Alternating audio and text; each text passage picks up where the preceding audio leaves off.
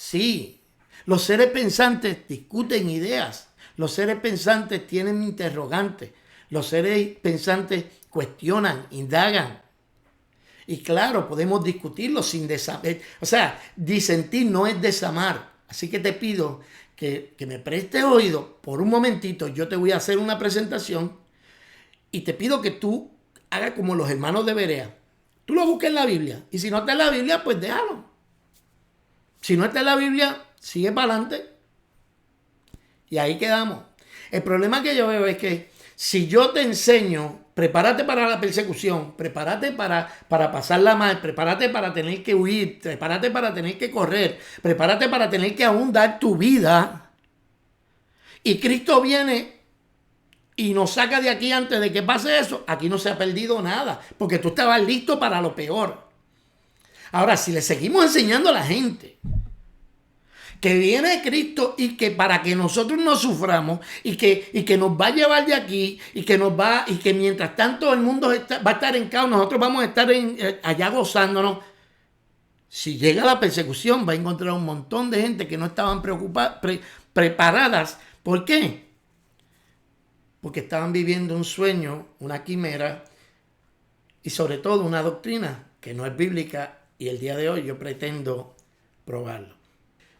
Hay una doctrina que se llama la doctrina del rapto secreto o del rapto de la iglesia. Y yo quiero el día de hoy, mire lo que yo no voy a hacer. Yo no pretendo aquí darle a usted un exégesis del libro de Apocalipsis. Yo no pretendo hacer eso. Yo no pretendo usted darle aquí un exégesis de las 70 semanas de Daniel. Puedo decirle que de una manera arbitraria los dispensacionalistas han tomado las 70 semanas de Daniel y de alguna manera despegaron 69 de las 70 de una manera inexplicable. Pero yo no vengo a hablar de eso. Yo lo que vengo a hablar es de las deficiencias que tiene la doctrina del rapto secreto. La Biblia no lo enseña y el día de hoy yo pretendo probarlo, por lo menos demostrarle a usted las deficiencias y entonces usted puede tomar la decisión que usted quiera en cuanto a esto. Vamos a ver la primera deficiencia que tiene esta doctrina. Número 1, es una doctrina relativamente nueva. O sea, nadie en los primeros 18 siglos de la iglesia enseñó esto. No le enseñaron los apóstoles, no le enseñó Cristo, no le enseñaron los padres de la iglesia. Nadie lo enseñó. Jamás. No lo enseñaron los reformadores, nadie lo enseñó. La doctrina se origina ahí por el tiempo de la Reforma por unos sacerdotes jesuitas que más o menos hablaron de la idea, pero nunca se popularizó porque fue un señor en el 1830, John Nelson Darby, popularizó el dispensacionalismo de donde nace la doctrina del arrebatamiento secreto de la iglesia al cielo. Este señor Darby le cayeron en las manos los escritos de estos sacerdotes jesuitas, le llamó la atención y creó todo un sistema que le llaman el dispensacionalismo, que no vamos a discutirlo ahora porque lo que estamos discutiendo nada más que el rapto secreto. La tercera cosa que hay que tener en cuenta es que eso levanta una pregunta genuina. ¿Por qué los apóstoles nunca predicaron esta doctrina? O sea, ¿por qué los apóstoles nunca predicaron de un rapto secreto? Cuando vemos los escritos, no existe tal cosa como un rapto secreto dentro de los escritos bíblicos, ni dentro de los escritos de la iglesia, de los padres de la iglesia. Porque los padres de la iglesia tampoco lo predicaron ni lo enseñaron. Y ahí ya tenemos estos 4 puntos, y es que es una doctrina completamente nueva, relativamente nueva, porque es cierto, desde 1800, pero desde 1800 creo que es, 1700, si el número está mal, sean 17 o 18 siglos, nadie, eso es mucho tiempo, nadie la había enseñado. ¿Ok? Es una doctrina nueva, es una doctrina nueva. En esos mismos años, 1800, fue que también nació todo en base a la escatología. También nació el mormonismo, también nacieron los testigos de Jehová. Parece que el enemigo estaba ocupado bastante en ese siglo enseñando cosas que no eran bíblicas. Ahora bien, la próxima cosa que quiero tomar en consideración es que no existe evidencia bíblica que diga que hay un rapto secreto. O sea, no hay nada, absolutamente nada. No hay un solo verso bíblico que hable de un rapto secreto. A falta de versos bíblicos que nos aseguren categóricamente que existe un rapto secreto, se han tomado porciones de la Biblia y se sacan de su contexto para añadir esa idea al texto. Pero en realidad la Biblia no habla de tal cosa como un rapto secreto. Yo hice el ejercicio y la palabra tribulación aparece 24 veces en el Nuevo Testamento. Nunca en el contexto de un rapto secreto. Nunca en el contexto de un rapto secreto. La Biblia solo habla de una segunda venida de Cristo, no de una tercera. De ser cierto los reclamos de los pretribulacionistas, Cristo terminaría viniendo a la tierra 3 veces. Y esa no es la enseñanza bíblica. La Biblia dice que Cristo viene una vez, que es visible, todo ojo le verá, y los que le traspasaron harán lamentación por él.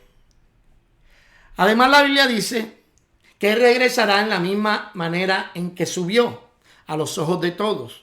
La Biblia dice en Hechos capítulo 1, verso 11, ellos estaban mirando como el Señor se iba y los ángeles le dijeron, ¿qué hacen mirando al cielo? Ese Cristo que hoy se va, de la misma manera en que se va, así mismo volverá.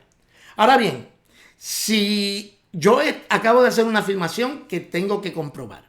La Biblia dice, o sea, los dispensacionalistas y los que creen en el rapto secreto dicen que la evidencia está en el libro de Tesalonicenses, en Tesalonicenses capítulo 2 y en Tesalonicenses, segunda de Tesalonicenses y en primera de Tesalonicenses capítulo 5 creo. Lo buscamos ahora, no estoy seguro. Pero yo quiero que veamos esto.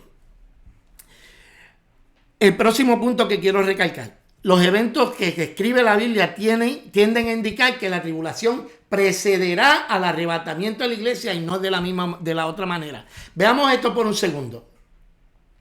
Segunda de Tesalonicenses 2:1 dice, pero respecto a la venida del Señor Jesucristo y a nuestra reunión con Él, ya está hablando de dos cosas, la venida del Señor Jesucristo, nuestra reunión con Él, os rogamos, hermanos, que no os dejéis mover fácilmente de vuestro modo de pensar, ni os perturbéis, ni por espíritu, ni por palabra, ni por carta, como si fuera nuestra, en el sentido de que el día del Señor es otra cosa más.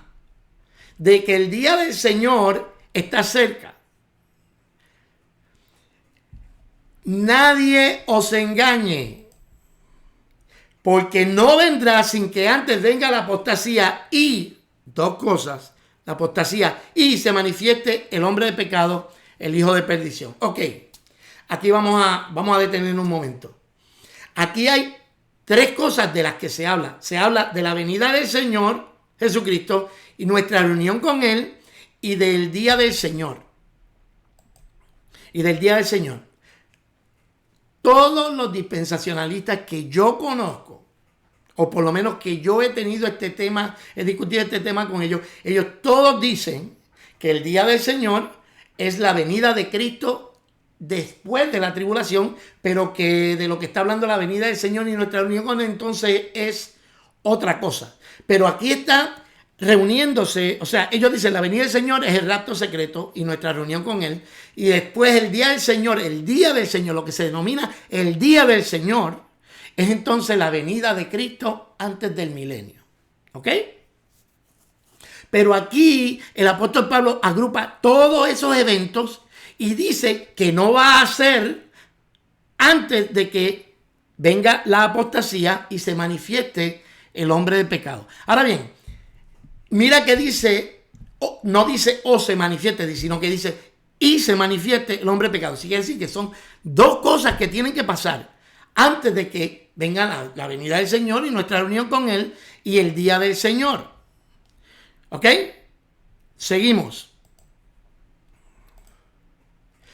Cuando Jesús habló a sus discípulos sobre la venida y el fin del mundo en el capítulo 24 en Mateo, Jesús no da ningún indicio de un rapto secreto. Mateo 24, Jesús declara que inmediatamente después de la gran tribulación de aquellos días, habrá una señal en los cielos, se verá la señal del Hijo del Hombre y los ángeles juntarán los escogidos.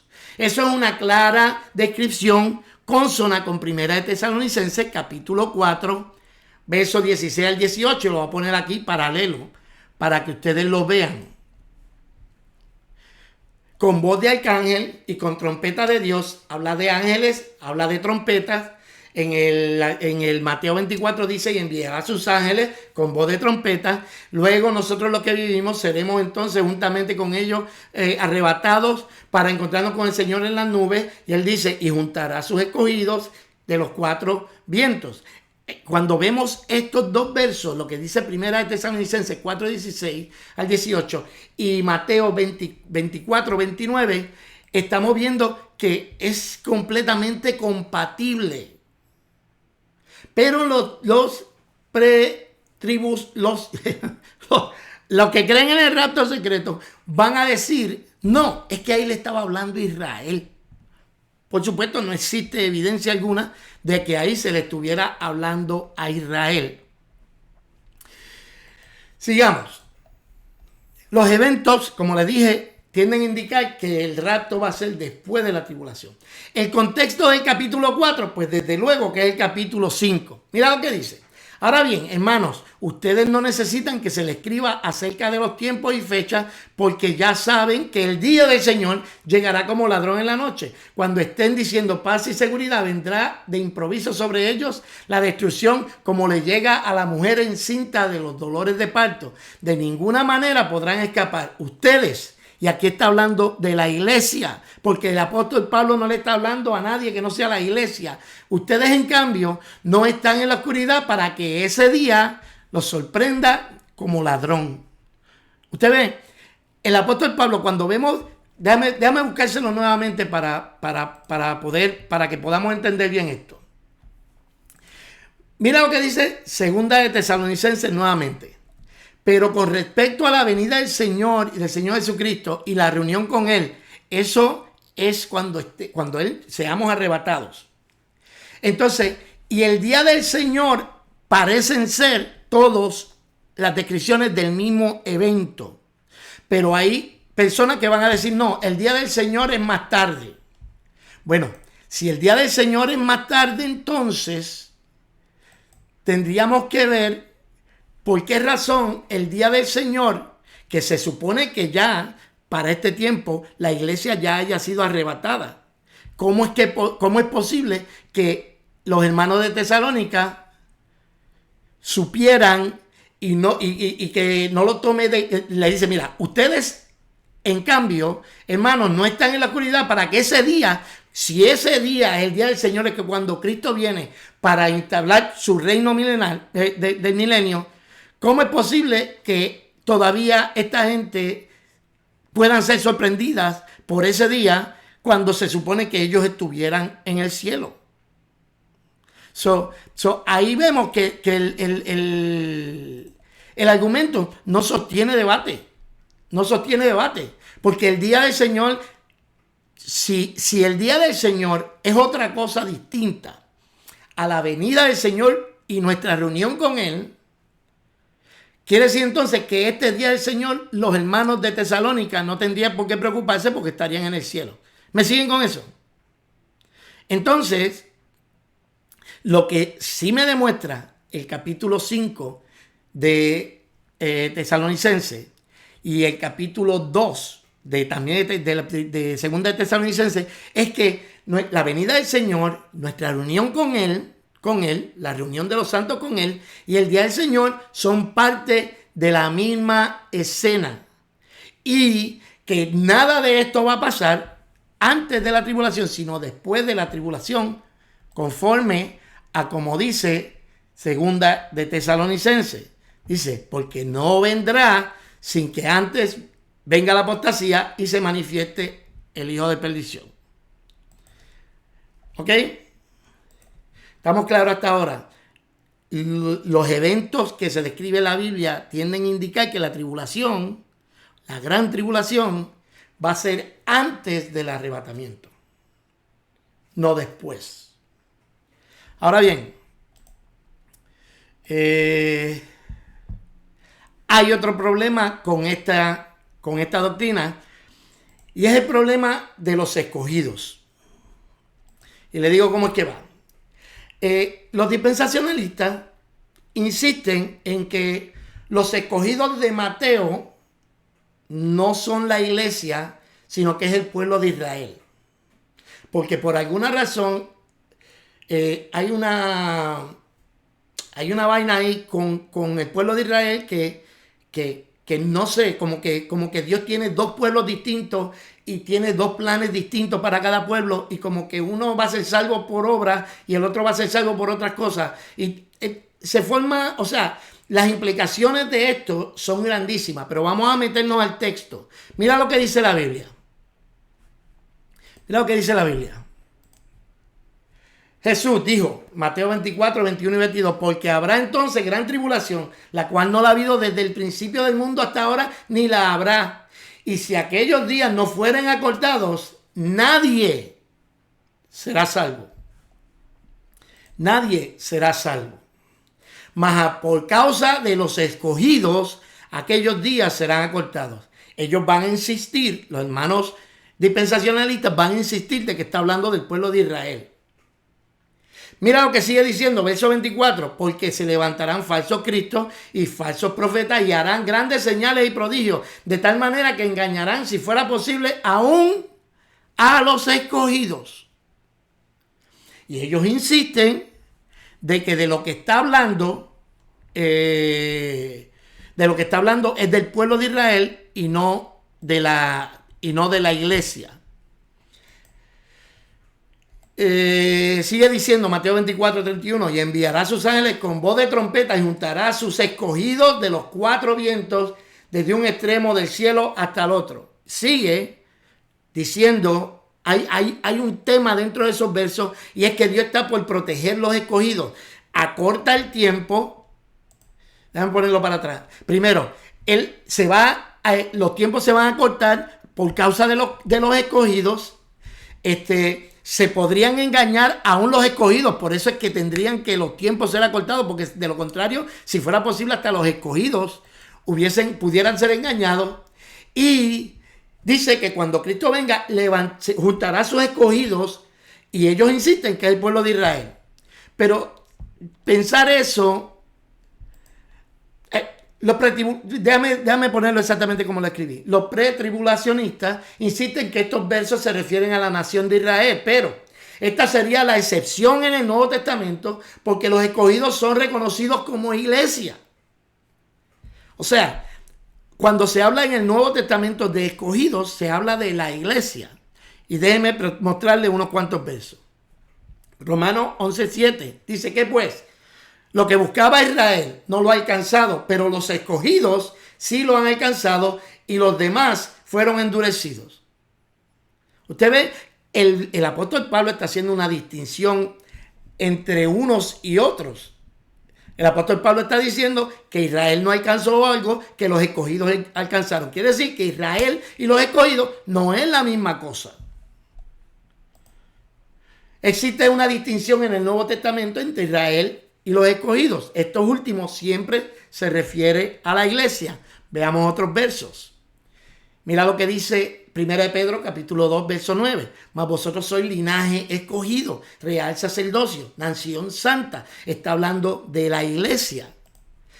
Tito 1:1 dice: Pablo, siervo de Jesucristo y apóstol siervo de Dios y apóstol de Jesucristo, conforme a la fe de los escogidos de Dios.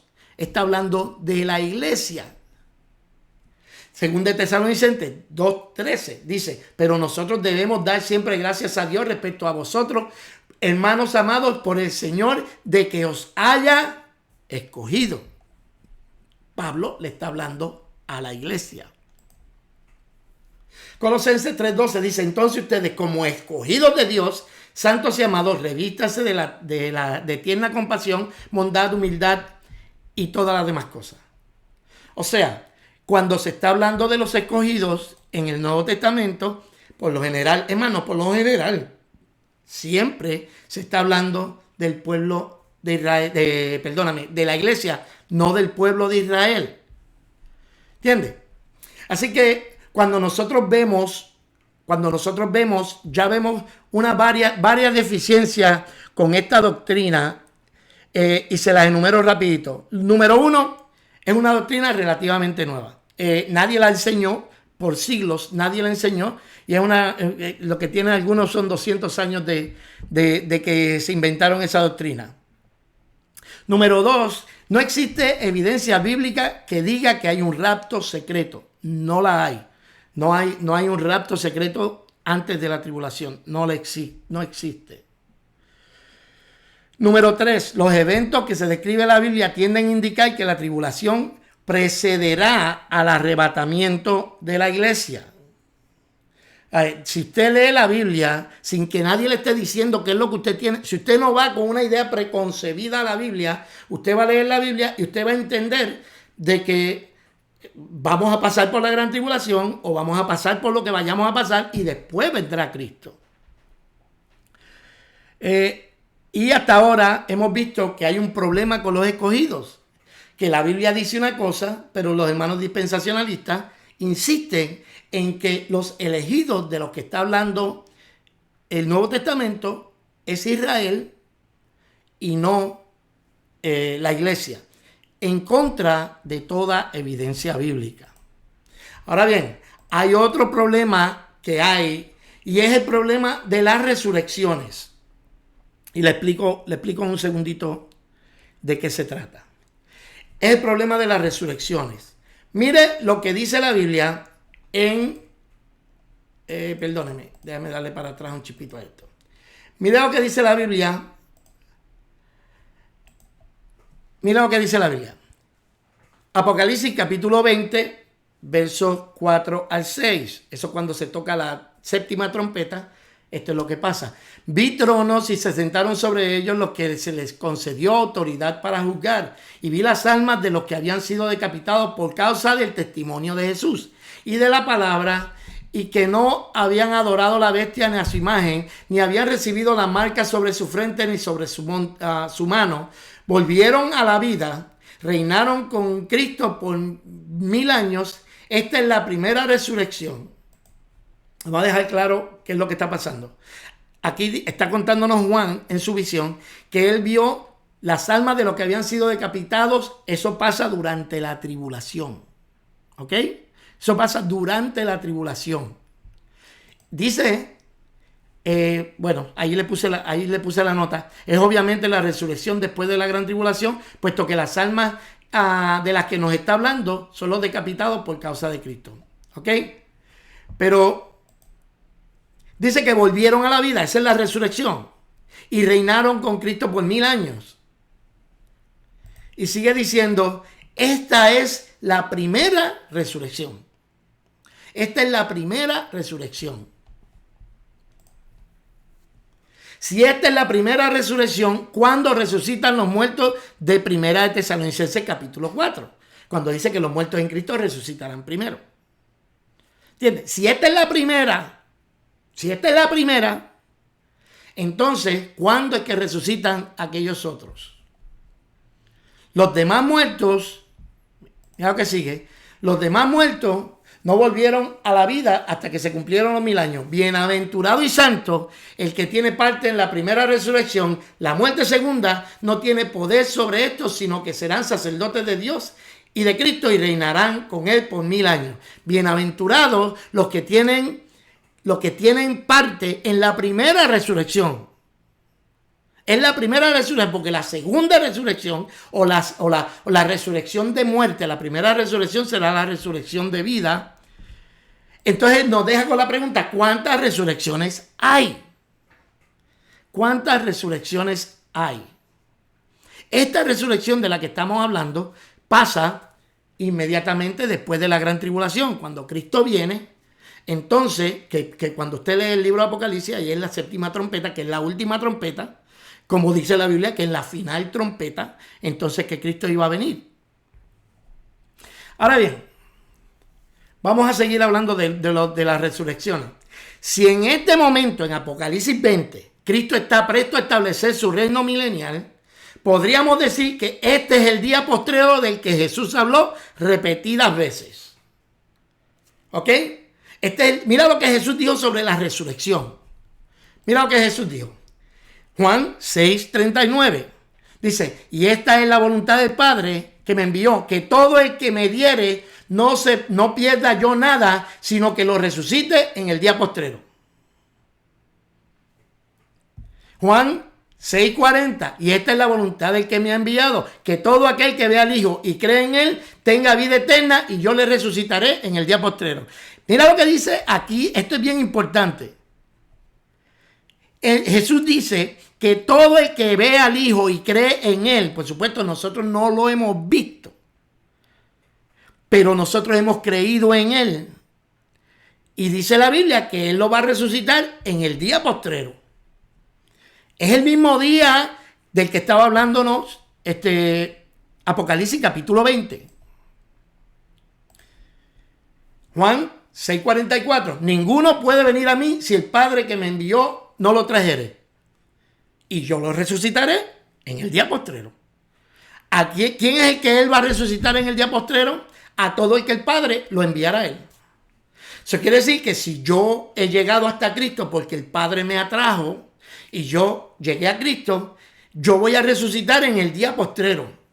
No voy a resucitar antes del día postrero, porque el día postrero no es hasta que es el último.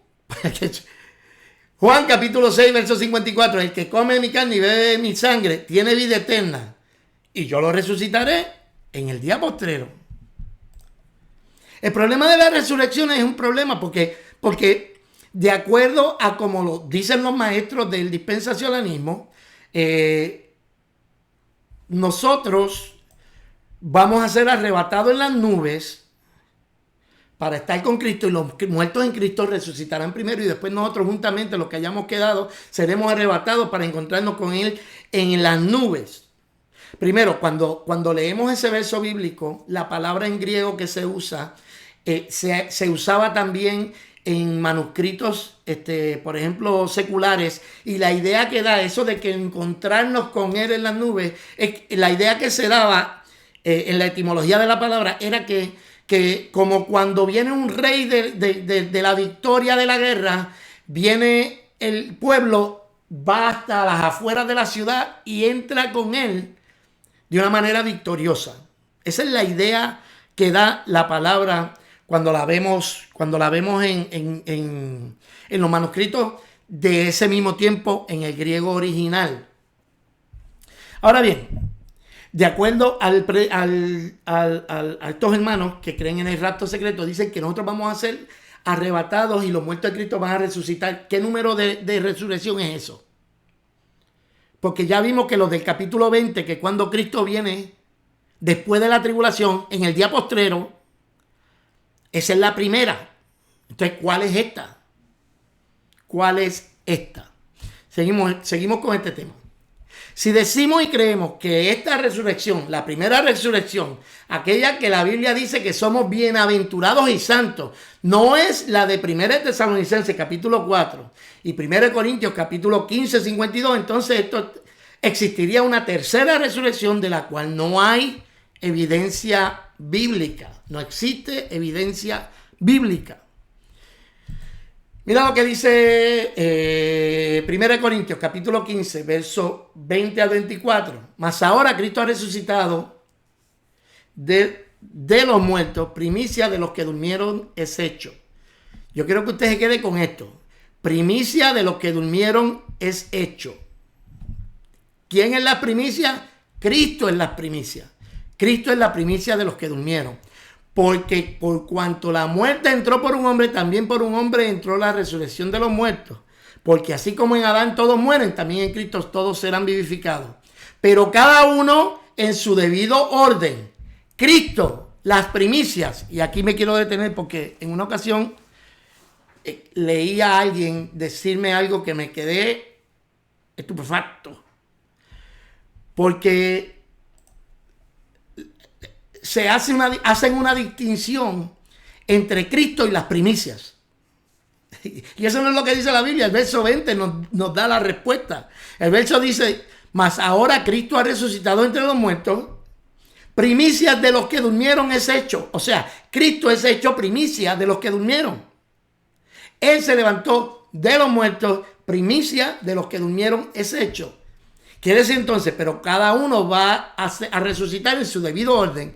Cristo, las primicias, 2 puntos. Quiere decir que lo que va a decir más adelante tiene relación con esto, pero no es lo mismo. Luego, los que son de Cristo, en su venida, aquí no hace ninguna distinción entre los que se quedaron en la gran tribulación, los que no se quedaron en la gran tribulación. No, los que son de Cristo, los que son de Cristo van a resucitar en su venida. Algo también que te van a decir es que ellos van a decir de que, ¿cómo te digo? Que esto es la resurrección de los suyos, está dividido en 2 partes, una antes de la tribulación y otra después de la tribulación. Brother, hay que hacer unos malabares brutales para poder llegar a esa conclusión. Hay que hacer muchos malabares teológicos para poder llegar a esa conclusión. Y dice, luego el fin. Luego el fin. Déjame cerrarte un poquito. Luego llegará el fin cuando entregue el reino al Dios y Padre, cuando haya suprimido todo dominio, toda autoridad y potencia. Hay un tremendo problema con la doctrina del rapto secreto, y es que la doctrina del rapto secreto tiene más huecos que un colador. O sea, teológicamente hablando, no podemos decir que la doctrina del rapto secreto, o sea, yo no vengo aquí a discutir otra, porque no, escúchame, tirar un verso bíblico ahí no es argumentar contra el argumento. Si usted quiere argumentar contra este argumento, usted deme entonces un exégesis de estos versos que sea mejor que el que yo estoy dando, que llegue a una conclusión mejor que la que estoy llegando yo. Pero tirar otro verso bíblico que usted piensa que contradice lo que acabo de decir, eso así no es la manera de estudiar la Biblia, porque entonces lo que estamos haciendo es a la Biblia pelear con la Biblia, cuando la Biblia es la misma que se interpreta. Vemos que hay más preguntas que respuestas en cuanto a la doctrina del arrebatamiento de la iglesia antes de la tribulación. Y esto es solamente algunos de los argumentos. Como les digo, podríamos hablar de las 70 semanas. De alguna manera milagrosa, ellos consiguieron cómo dividir 69 semanas de las semanas 70, y de alguna manera que nadie se explica. Y he escuchado predicadores buenos, he escuchado buenos maestros de la palabra, porque esto no tiene que ver una cosa con la otra, pero nunca pueden explicar cómo llegan ellos a la conclusión de que de la semana 69 a la 70 hay un gap, hay un espacio de 2000 años. Eso es completamente bizarro pensar de una manera así. Pero estos son algunos de los argumentos sobre dicha enseñanza. Para creer la doctrina del arrebatamiento antes de la tribulación, tendrían que hacerse las siguientes cosas. Número 1, si usted quiere creer esta doctrina, usted primero tiene que ignorar el hecho de que es una doctrina nueva y que nadie importante en 18 siglos, 17 siglos de la historia de la iglesia, 17, 18 siglos, la cantidad que sea, los siglos que sea, nadie la enseñó. Usted tiene que ignorar ese hecho y meterle mano a esto. Usted tiene que ignorar que por 17 siglos nadie jamás la enseñó. No la enseñó Cristo, no la enseñaron los apóstoles, no la enseñaron los padres de la iglesia, no la enseñaron los reformadores, no la enseñó nadie. Si usted quiere creer y usted quiere adoptar esta doctrina, usted tiene que ignorar el hecho de que la Biblia no lo dice en ningún lugar. En ningún lugar la Biblia dice que el arrebatamiento es secreto. De hecho, cuando se habla de la venida de Cristo, se habla siempre de una manera en que todo ojo lo verá. Si usted quiere adoptar esa doctrina, usted tiene que ignorar que Jesús en Mateo 24, ignorar lo que Jesús dice en Mateo 24, tiene que ignorarlo. y decir, no, eso no me toca, eso no es para mí, eso es para los judíos. Para usted poder adoptar esta doctrina, usted tiene que crear una tercera venida de Cristo a la tierra contra cualquier evidencia bíblica. Porque no me digan a mí que Cristo viene a las nubes son parte de la tierra. ¿Sabe usted eso? Las nubes son parte de la tierra, porque en el espacio no hay nubes. Cuando usted entra a la atmósfera de la tierra, usted llegó a la tierra. Y no podemos entrar en ese tecnicismo, que no entra a la tierra. Mira, la Biblia dice que vamos a ser arrebatados y ahí mismo Cristo viene y va a establecer. Nosotros vamos a ser transformados en un abrirse de ojos. Aquí no va a haber tiempo para nada. Y número 5, usted tiene que renunciar a todo lo que aprendimos en la escuela sobre grados elementales, porque los dispensacionalistas, los pretribulacionistas, para ellos primera no es primera, sino que primera es otra cosa. Porque ellos creen en una resurrección antes de la primera. La única resurrección que existe antes de la primera es la de Cristo. Número 6, para usted adoptar esta doctrina, usted tiene que ignorar el hecho de que Dios de ambos pueblos hizo uno, derribando la pared intermedia de separación, aboliendo en su carne las enemistades, la ley de los mandamientos expresados en ordenanza, para crear en sí mismo de los dos un solo y nuevo hombre, haciendo la paz y mediante la cruz reconciliar con Dios a ambos cuerpos. Efesios capítulo 2. Y usted tendría que insistir en que Dios tiene dos pueblos con dos destinos distintos, y que los elegidos en Mateo 24 no son la iglesia. Y usted tendría que escoger creer eso. Pero la evidencia bíblica no lo soporta. Ahora bien, hay que prepararse. Y como les dije, hay que prepararse. Y de lo que la Biblia siempre habla es de la perseverancia. Es la perseverancia. Apocalipsis capítulo 2 es el mensaje a las 7 iglesias. Capítulo 2 y capítulo 3. En el capítulo 2, versos 7, 11, 17, 26. En el capítulo 3, versos 5, 12 y 21, el mensaje es el mismo. Al que venciere. Es al que venciere. El apóstol Pablo dijo que no tenemos lucha contra carne y sangre, sino contra principados, contra potestades. La Biblia dice que las armas de nuestra milicia no son carnales, sino que son espirituales y poderosas en Dios para derribar argumentos. Se trata de argumentos, de derribar fortaleza y todo argumento que se levanta contra la verdad de Dios. El apóstol Pablo dice, yo he peleado la buena batalla. Porque de lo que se trata la vida cristiana es de pelear la buena batalla, de guardar la fe, de correr hasta el final. De saber que si nos persiguen, Jesús mismo dijo, el que quiera salvar su vida, la va a perder. Y lo dice en un contexto de tiempos finales. ¿Qué hacemos nosotros diciéndole a la iglesia? Tienes que prepararte, tienes que estar listo. Pero si tienen a Cristo ya están listos. ¿Qué más necesitan más de Cristo? ¿Qué necesitan más que Cristo para estar preparados para su venida? Si usted tiene a Cristo, si usted es un cristiano que se convirtió de verdad, usted lo que necesita es prepararse para la gran tribulación que va a venir sobre esta tierra. Prepararse cosechando, cultivando una vida espiritual y leyendo la palabra y convenciéndose de que esa palabra es verdad y que las promesas de Dios son sí y amén para cuando llegue el día malo. Para cuando llegue el día malo, entonces usted pueda soportarlo. Debe buscarle algo aquí. Porque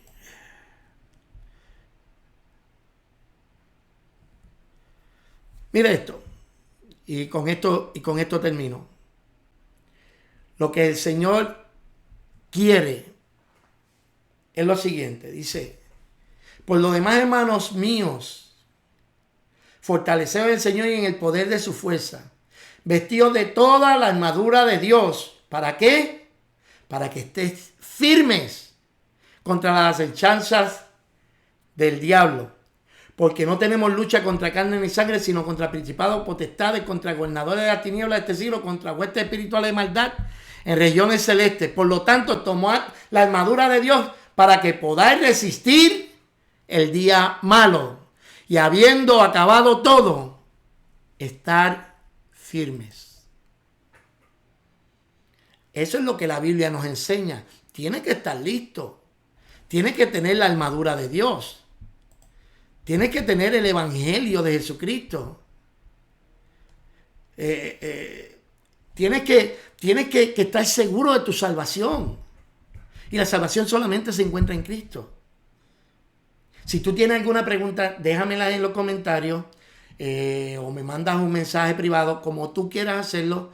Si hay algún hermano de otra iglesia o cualquier pastor que me esté viendo, cualquier persona que quiera tener la discusión, la podemos tener siempre y cuando estemos haciéndolo de manera, no tenemos por qué insultar a nadie, no tenemos por qué llamar nombres a nadie, simplemente nosotros podemos llegar a un acuerdo. Quizás el acuerdo es que no estamos de acuerdo, pero es un peligro enseñarle a la gente a esperar que Cristo nos va a llevar cuando la Biblia no nos enseña eso.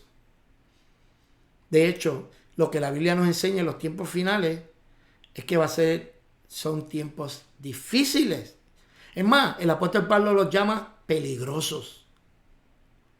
Porque son tiempos en el que, mira cómo es, que lo primero que Jesús le dice en Mateo 24, déjame buscarlo ahí rapidito, Mateo 24, cuando Jesús salió del templo y le dice, mira, aquí no va a quedar nada, piedra sobre piedra, todo va a ser derribado. Cuando sucederá esto, le preguntaron los discípulos.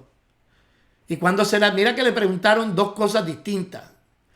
¿Cuándo será esto? O sea, la destrucción del templo. ¿Y cuál será la señal de tu venida y del fin del mundo? Actually, de tres cosas. ¿Sabes lo primero que le dijo Jesús? Jesús ni le contesta de una a la pregunta. Jesús le dice, tengan cuidado que nadie os engañe. Tengan cuidado que nadie os engañe. Hermano que me estás viendo, prepárate en la palabra, prepárate en oración, cultiva la relación con Dios. Búscate, estúdiate la armadura de Dios, Efesios capítulo 6, 6, ¿verdad? Efesios capítulo 6, estúdialo. Cultiva tu vida porque van a venir días malos y de la única manera en que vamos a poder, de la única manera que vamos a ser victoriosos en esos días es si nosotros perseveramos hasta el fin. Si somos fieles hasta la muerte. No es casualidad que Dios nos hable tanto en el libro de Apocalipsis, al que venciere, al que venciere, al que venciere. La recompensa es al que venza, porque las circunstancias de la vida se van a poner tan caóticas que solamente dirá que es cristiano el que verdaderamente lo es. Y cuando yo veo cómo las personas están queriendo ceder sus libertades de la manera en que lo están haciendo, de verdad que me preocupa. Me preocupa que no estemos listos para la persecución. Prepárate para la persecución, porque de tu salvación, la Biblia dice, Jehová guarda tu alma. Porque de tu salvación, de eso se encarga el Señor. Porque el Señor dijo que el que viene a mí, yo no lo echo fuera, y que de los que Dios le dio a él, de los que Dios le dé, de los que el Padre traiga a Cristo, ninguno se va a perder. Así que estamos seguros en Cristo. Pero necesitamos estar firmes en la fe para poder soportar el día malo. Déjame los comentarios en la parte de abajo. Te invito a que estudies la palabra. Todo esto que yo dije ahora, velo nuevamente. Busca los versos bíblicos. Busca el contexto, sobre todo. No leas los comentarios bíblicos que tú vas a encontrar al lado de tu Biblia. El mejor favor que usted se puede hacer es no comprar una Biblia con comentarios bíblicos. cómprese una Biblia y usted lea la Biblia y deje que la Biblia le hable a usted. Si usted tiene alguna duda, entonces usted puede ir donde un diccionario bíblico, donde un comentario bíblico, solamente para disipar alguna que otra duda. Pero si usted lee la Biblia lo suficiente, en su contexto, es que ya usted va a ver. Así que los dejo con esto. Estudien la palabra, escudriñen la palabra, cultiven esa vida de oración, cultiven esa vida de lectura de la palabra, de no solamente lectura, sino de estudio bíblico, porque al final del día la palabra es lumbrera a nuestros pies, es la que nos alumbra el camino. Así que Dios me lo bendiga, Dios me lo guarde. Será hasta la próxima semana donde tendremos otro estudio. Si acaso este tema se prolonga dentro de los comentarios, pues entonces entraremos en más detalle. Yo sé que es un tema muy intenso para tratarlo en tan poco tiempo, pero conociendo que a veces las personas se cansan de estar frente a una pantalla, se cansan cuando ve a uno en vivo, imagínate si se cansan cuando están frente a una pantalla. Póngalo en pausa, dése una vuelta y venga acá y óigalo de nuevo, confronte todo lo que yo le dije con la palabra, tome lo bueno, deseche lo malo y que Dios nos ayude en estos próximos días. Será hasta la próxima semana. Dios te bendiga.